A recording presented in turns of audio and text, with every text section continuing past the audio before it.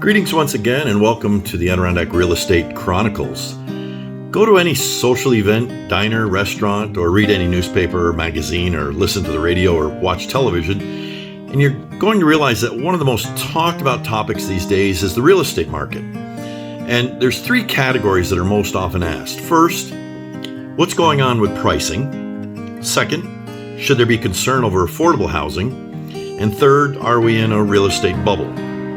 So the first question, what's going on with pricing? Well, similar to other areas of the country, the Adirondacks and North Country have seen one of the largest price increases in history since the pandemic.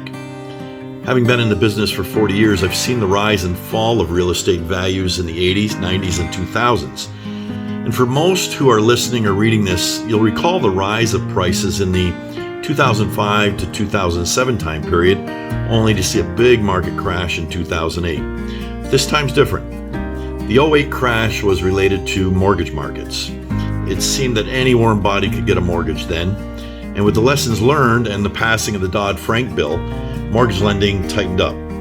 The markets worked their way back, though, over the next several years with little blips here and there. But when the pandemic hit in 2020, those of us in the industry thought that another big crash was going to happen, and boy, were we wrong.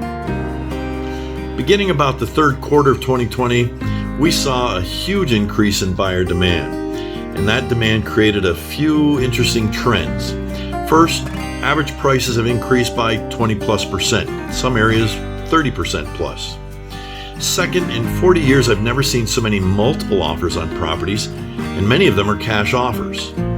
Third, inventory was not coming online as things sold. So while homeowners knew they could get top dollar, they were also aware they would pay top dollar to purchase something else. So many chose to sit tight and stay put, and this created a lack of inventory. So with those things in mind, I don't feel we are in a housing bubble, not at all. Not when you consider tighter lending conditions, the number of cash offers, the lack of inventory, and continued demand. As of this writing, it's estimated that the United States has a housing shortage somewhere in the vicinity of 4 million units.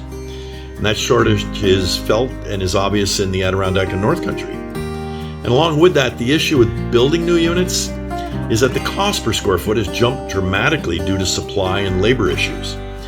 When new construction is projected at approximately $250 to $300 per square foot for a plain vanilla house, that means a 1,500 square foot house would cost approximately $400,000. That's not affordable for the average resident in our area. So this housing shortage had its beginnings in the burst housing bubble in 2008, which of course led to the collapse in new home building. So home buying is also enjoying a demographic surge, a wave, shall we say, with a large millennial generation now in their early 30s, which is an age period when previous generations have purchased their first homes. So for economic and social reasons, the millennials may take a bit longer to become homeowners, but single-family housing demand will continue to get a boost from this trend through at least mid-decade.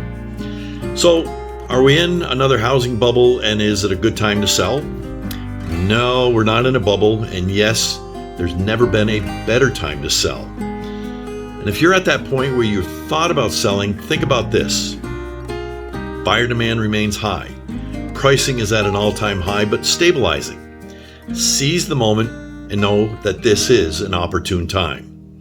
Whether you own a village home, second home, lakefront, land, or even investment property, we'd welcome the opportunity to share more. Feel free to contact me at jim@whitbeckassociates.com. Until next time, be well.